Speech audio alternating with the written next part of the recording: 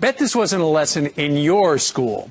The organization Planned Parenthood teaching teenagers at a California high school to choose their gender. They're using this genderbread person, kind of a takeoff on the cookie, to do it.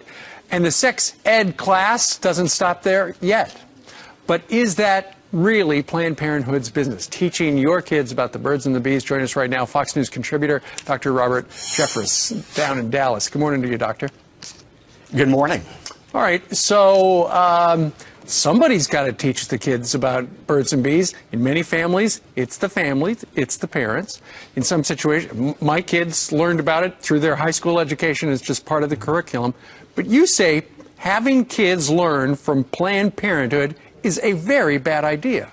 Look, Planned Parenthood is an organization that gets its money from the government, $500 million last year, by doing two things: promoting promiscuity among children, like this program, and performing abortions, 300,000 last year. Planned Parenthood should be no more welcomed on a local school campus than the local pervert wrapped in a raincoat. Both endanger the well-being of our children. I was just looking on the Planned Parenthood website talking about how, for Planned Parenthood and education on sex, and one of the things are why abstinence-only programs don't work.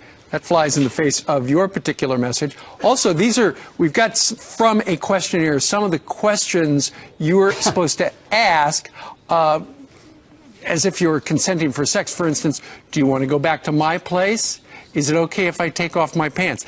Doctor, these are things that are on a questionnaire for 13-year-old kids. That's right, and talking to 13-year-old girls about water-based lubricants. The parents, many of them apparently did not consent to have their children taught by Planned Parenthood, which, it's not a government agency, it's an organization, and as you depicted earlier, that's what you feel they stand for. But, okay, so parents weren't asked about whether or not it was okay, but now they've said, now that they've found out, Doctor, that this particular high school has Planned Parenthood doing the sex ed, they said, you know what, we'd like you to come and present to us what you're telling our kids, and so far, they won't do it. It's found in adult bookstores, video rentals, and sealed in black plastic bags. But the last place parents would expect to find pornography is in the hands of their 10-year-old child. Endorsed by Planned Parenthood, the book It's Perfectly Normal has a label on its front cover stating that it is for ages 10 and up. However, a Washington state jail recently rejected a fundraising letter featuring censored illustrations from the book because they are obscene or sexually explicit material as defined by policy. The content rejected by the prison was described by Planned Parenthood Vice President Michael McGee as delightful, while calling the book itself a boon for kids, their parents, and their teachers. The question is, if these images are too obscene for adult prisoners, why are they good for 10-year-old children? It's Perfectly Normal by Roby Harris has entire chapters devoted to sexual intercourse, contraception, masturbation, homosexuality, and abortion. Page 15 of the book explains that sexual intercourse, or having sex, can involve the penis and the vagina, or the mouth and the genitals, or the penis and the anus. Nowhere does the book describe the virtue of chastity, and in fact on page 48, Harris attacks the religious belief that masturbation is morally wrong by saying, some religions claim that masturbation is a sin, but masturbation cannot hurt you. She then provides illustrations of a young boy and a young girl masturbating with an accompanying how-to explanation. While the book is not a publication of Planned Parenthood, it is intimately connected with the nation's largest abortion chain. The author was on Planned Parenthood's National Board of Advocates, and at least 7 other members of Planned Parenthood were involved in the creation of the book.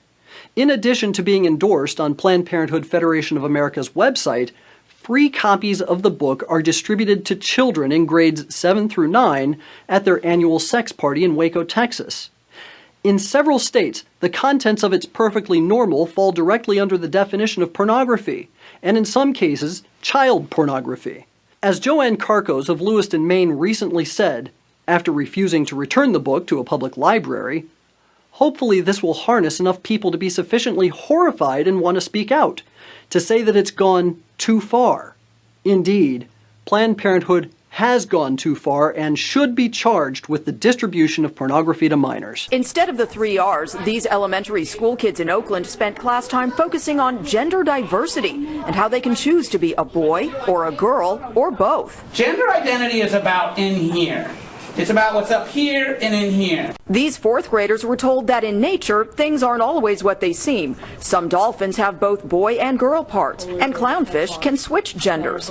Gender Spectrum says that diversity applies to people, too. People can be girls, feel like girls, they can feel like boys, they can feel like both, and they can even feel like, as I said, kind of like neither. Critics say these lessons amount to indoctrination by activist groups. First of all, tell us about this curriculum and the motivation behind it.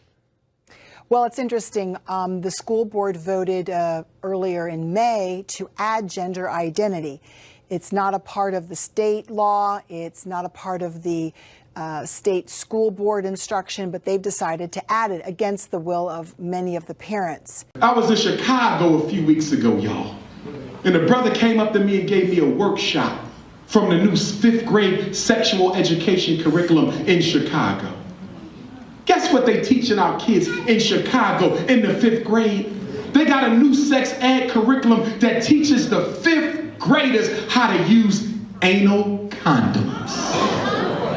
This is going on in Chicago right now. I saw one of the worksheets that showed them step by step how to put on and apply an anal condom.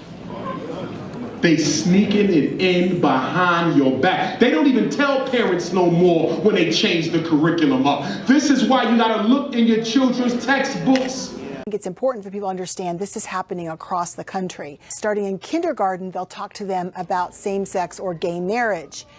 And the parents will not be able to opt out. I have been very clear on this. I have said that I am not a supporter of gay marriage. I think that the term marriage itself has strong religious roots and a strong tradition that means something special to people in this country. They're now teaching in Kentucky under federal grants. It's mainstream news. 5-year-olds about how to exchange gender fluids. I can't even say this on air. I can't. I was reading what they're teaching 5-year-olds, and I didn't even know about this, being a 41-year-old worldly person, I thought. I was in Chicago a few weeks ago, y'all. And a brother came up to me and gave me a workshop from the new 5th grade sexual education curriculum in Chicago. Guess what they teaching our kids in Chicago in the 5th grade?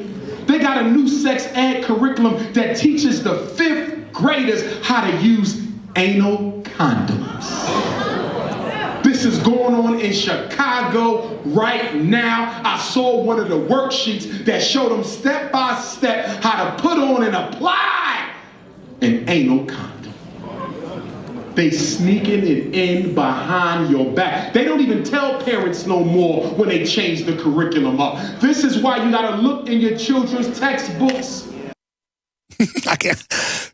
I was reading what they're teaching 5-year-olds, and I didn't even know about this, being a 41-year-old worldly person, I thought, who's been around the block a couple times, maybe a couple 100 times. And I was reading the transcripts of what they teach, and I can't say it on air. In fact, it's not even in the article. You got to link through. You guys pull that up for me. It was in the stack. I said I'd get to it. I mean, I'm 41, and I was reading this and learning things that 5-year-olds are learning. And then if you don't go along with it, you hate gay people. The messages parents are receiving are mixed, and they're told that if you also resist, if you want to retain control of your family, that you're going to be called a bigot or a homophobe. They trying to make me into a hate teacher. Everywhere I go, homosexual this, homosexual that. Some of y'all saw the video when I was in Kansas City. Yeah. I mean, the word was out in Kansas City, Jack. Before my plane landed, I was getting texts talking about, you sure you want to come here, brother? I'm like, damn, y'all ain't got my back? What's up? I mean, brothers, even Kachi's brothers, they ducked. They said, damn, I heard the LBGT gang is coming for you, brother. And they came in there too, they was deep as I don't know what, brothers and they sat through most of the lecture, so I'm peeping. I had my little squad ready though, because I didn't know we were going to have to rumble the water up in there. You know what I mean? You know what I mean? Some of our, lesbian sisters, they got a strong right hook, I ain't know. You know what I mean?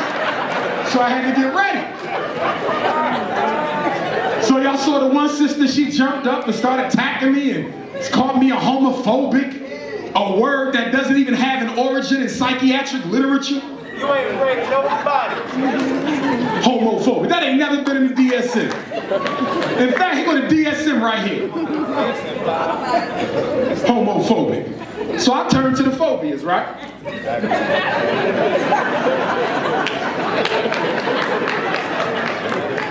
Because I was trying to be intellectual with the sister. I said, okay, phobia. Here we go, phobic disorders, page 121. Because I'm trying to be scientific. So I went to 121. I said, here you go, sister, agoraphobia. All kind of phobias. Where the homo one at? It's not in there. That's right. Homophobia is a word they made up to castigate anybody who disagrees with the lifestyle. Now help me out, black folks. We've been around for a while. I'm 40 years old. Some of y'all older than me, a little younger. But have you ever heard of any situation in American society that you are not allowed to disagree with? You allowed to disagree with Christians. You allowed to disagree with Muslims. You allowed to disagree with Republicans. You can disagree with Democrats. You might like this fraternity versus that, this church over that, this sorority over that. But when it comes to homosexuality, you're not allowed to have a damn opinion. Have y'all noticed that? You mean to tell me I don't have a right to say that I don't believe a man should be with a man the way he's with a woman? Say it. See, here's my thing. Who loses the most from this? Black women. Come on now. Sisters, I'ma just be real. This homosexual war is about you. You ain't got enough men to go around as it is. And they out here drafting elementary school kids. I got children in the 3rd grade talking about they gay, can't even spell it. Yes! This is about black women. Let's be honest now. I work in middle class America. Most of the black men I see, not all, but at least more than half of them are kind of effeminate in their disposition. I look at the blacks in the media. I look at the ones in the church. I look at the ones lecturing on the college circuit. I look all around, and if you notice, there's an effeminizing tendency now going on amongst middle-class black males. Nobody's trying to influence the students to act in a specific way. Public schools in Fairfax County, Virginia are preparing to include gender identity in its curriculum for grades 7 through 12. The family life education lessons will include teachings on heterosexual, homosexual, bisexual, and transgender identity. Now, while we're talking specifically about Fairfax, I think it's important for people to understand this is happening across the country. So I may talk about Virginia, but listen carefully for your own community. Wow. Well, how will this curriculum impact the students? Well, it's very interesting. Right now, what will happen is, starting in kindergarten, they'll talk to them about same-sex or gay marriage. And the parents will not be able to opt out. The parents cannot opt their children out. And so we've been poring over the regulations and the information to see exactly what's happening. But we are very, very concerned that they are doing it here in Fairfax County and perhaps other places without the parents' knowledge or consent. In 8th grade, they will be discussing, let me just say, Bill Clinton's activity along with oral and anal. Teaching 4th graders, how far does that go? We have Dr. Kaufman, university professor, and he's going over university documents that we show on screen from Columbia, you name it, where they said in 1963, we're going to break the family up. We're going to call it a civil rights issue. We're going to push infertility with chemicals and vaccines and things. I ought to find that clip from that film and show that to folks. And we're going to then move past, quote, gay rights to hundreds of different designations, and then we're going to end sexuality and make it totally asexual where there is no sexuality. And that's the new thing they push, for men and women to both look the same, act the same, and basically have no sexuality. What a horrible world they want to build. What an anti-liberal world. What a group of just horrible anti-humans. They are enemies. Now, a school in Maine has begun teaching first graders about transgender people, and it sparked a national debate, with one mother expressing displeasure on national radio at not being given the choice, the right as a parent to decide on her son's controversial reading material. Now, what actually happened about this in this school in Maine is that there's a book called I Am Jazz, and the book is about a 14-year-old transgender girl who grows up facing these issues, and she is a girl, and it's a story about her life. Now, this book is actually based on a real girl. Her name is Jazz Jennings. It's the worst time of life anyway, in some ways. Best time, worst time, adolescence, kids, dating, mean girls, all of that. And yet you come to it as transgender. You're right out there with all of it. So far, how is it going? You know, it's going pretty well. I mean, being a teenager is hard in general, but, you know, I have my friends who support me and love me for who I am, and they really motivate me and get me through this. And I have such a supportive family as well, and they really embrace the fact I'm transgender and taught me just to be proud of myself. So, I mean, I'm getting through it, and if someone says anything mean to me, I just push it aside and say, I don't care what they think. Easier said than done, though, some days, yeah, I would imagine. Yeah, for sure. I remember first seeing you, was it the Barbara Walters special? Yeah, in 2007. In 2007. So you were how old at that time? I was 6 years old. And you knew from a very, very, very early age that what your body had been born as was not what your body was meant to be, correct? Correct. Right from the start, I knew I was a girl. And, you know, the way I expressed that to my family, to my parents, was by gravitating towards Barbies, dolls, dresses, everything feminine. And, you know, it wasn't just that I liked these girly objects, but I knew I was a girl. And I was so thankful to have such supportive parents who just showered me with unconditional love and accepted me for who I am. Did you actually have the thought process, I'm a girl, or you just gravitated to it? I knew I was a girl. Like, I never considered myself as a male. And at what point did you and the family decide, okay, let's just go with it, it's fine? Well, when I was 3 years old, I was diagnosed with what's now called gender dysphoria. And, you know, at the time, my parents were confused because they had never heard of someone so young transitioning. So they waited a few years until we approached a new school in kindergarten, and when I was 5 years old, I officially transitioned.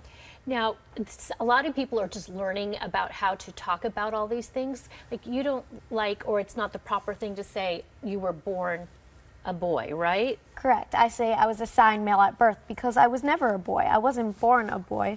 I was born a girl trapped in a boy's body. And you do go to the doctors because you are taking special medications, right, to help suppress basically puberty, correct?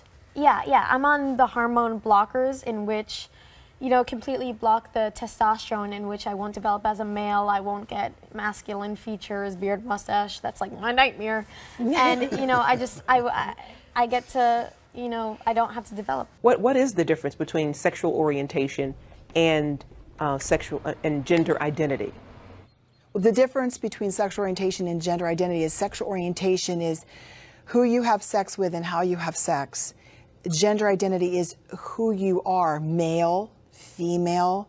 Are you born male or female? Are you born nothing? And they want to break down those definitions so you're no longer male or female as God created us. You're one of 52, quote, genders, or one of 100 and something genders, depending on who you talk to. It is not clear, and it is not a part of our normal cultural discussion. I don't even think it's a part of discussion in France or other European countries. It's just bizarre. And they want to force this on the kids in Fairfax County when in fact it's not a part of the SOLs or the required education. What's been the reaction from parents, and what can parents do? Well, in Fairfax County, it was interesting because the night of the vote on gender identity, the police, they hired a special police force, security. They actually locked 200 parents out so they couldn't get in, even though there was standing room in the back. Parents need to be very engaged. Parents need to know what is going on in their local communities. Read anything that's passed. Find out what they're teaching your kids under the guise of health, under the guise of PE or social studies or biology or family life. We're seeing just an onslaught. This thing is snowballing. And so we would just encourage you to protect your children and know what they're being taught. Has the Obama administration played any role in encouraging public schools to adopt this sort of curriculum? Well, that is another very good question. Actually, encourage isn't maybe the word.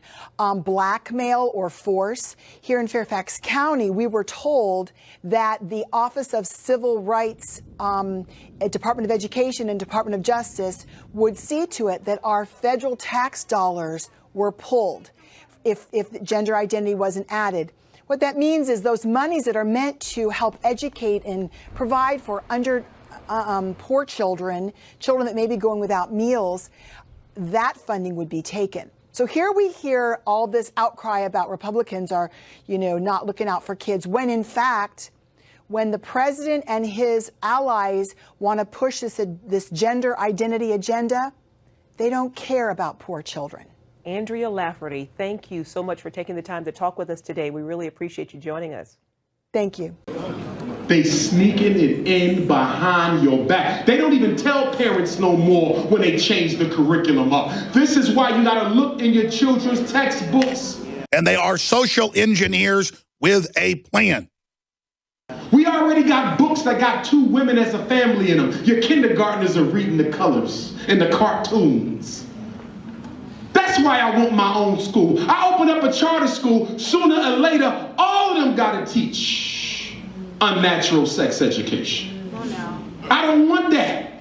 And don't get me wrong, I don't hate no African. No matter what their issue is, everybody in here got an issue.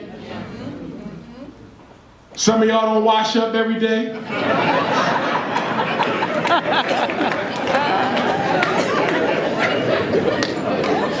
We all got an issue.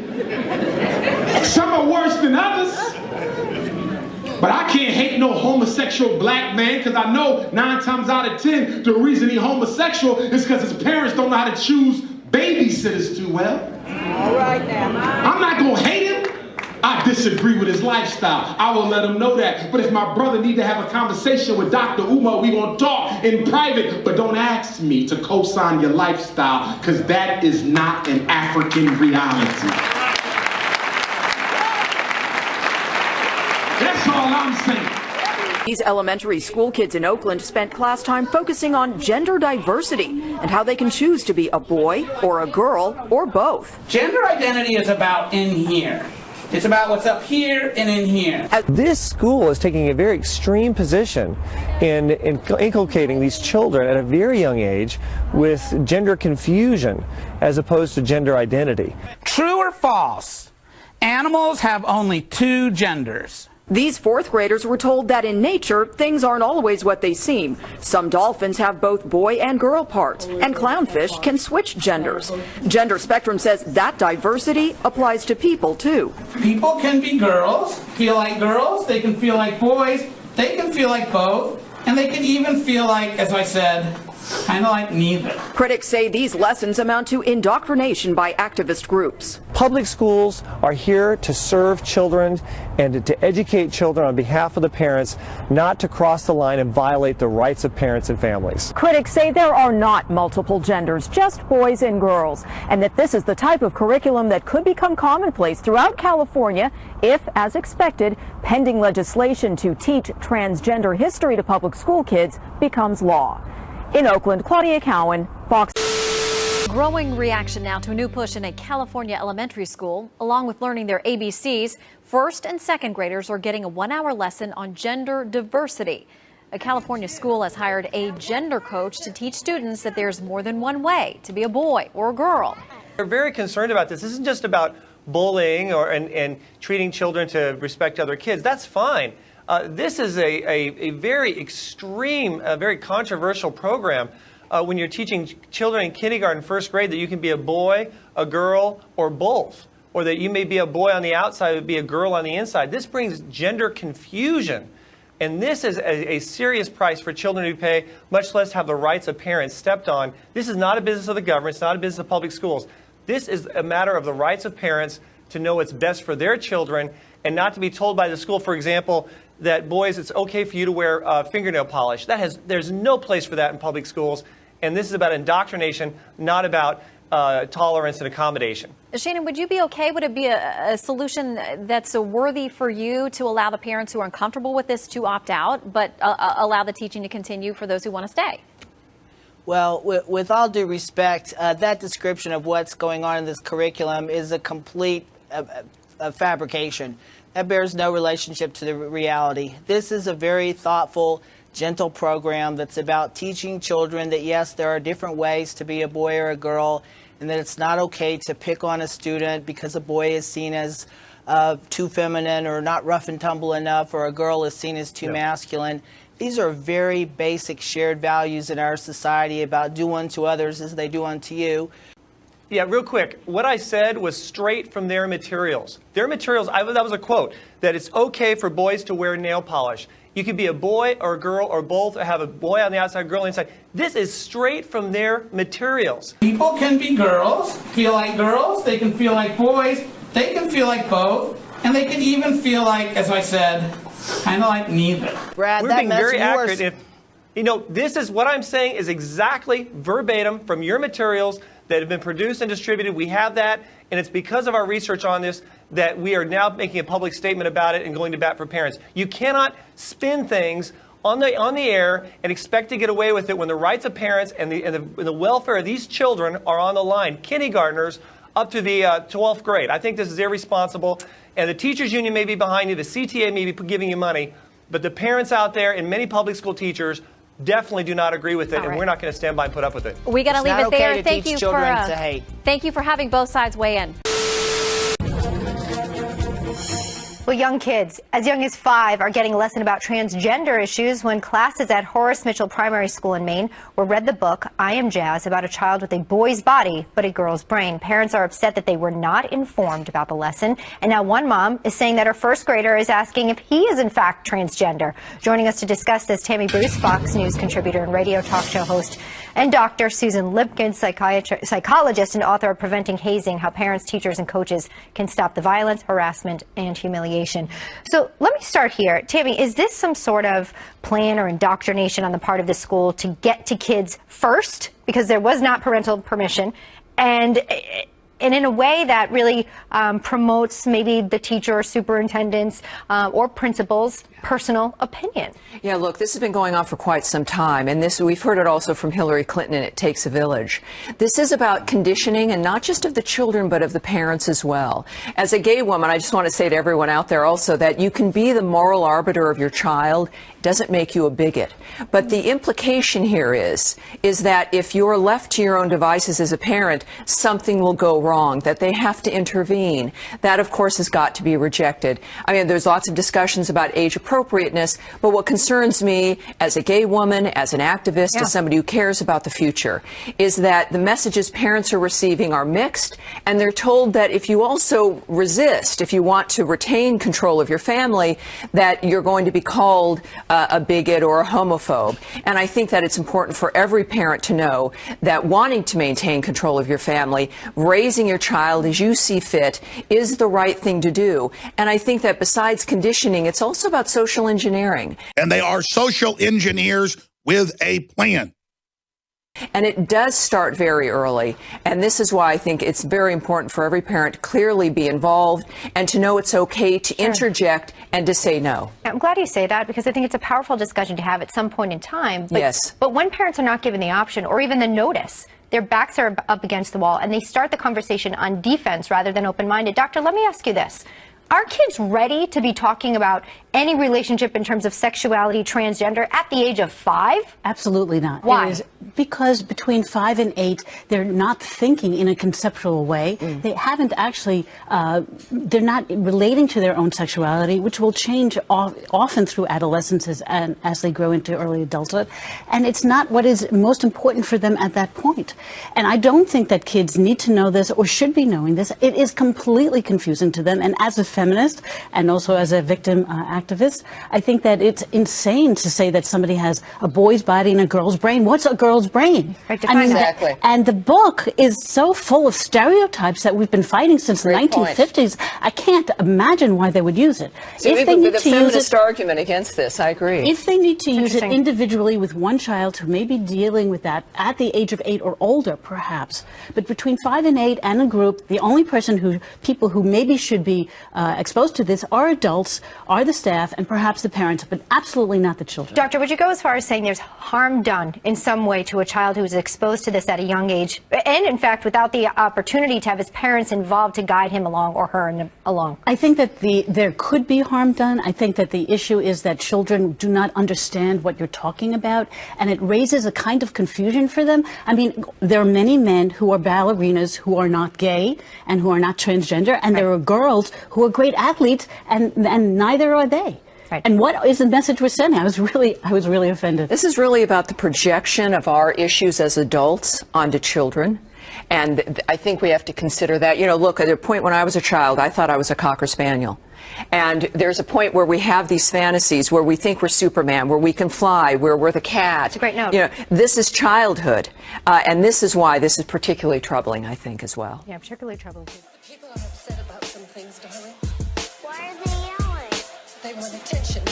They're trying to get attention so that people listen to them. This is our way of trying to get some media attention because they are ignoring us, they're ignoring the anti-war movement, they're ignoring the anti-government movement. We love our country, but we cannot trust our government anymore.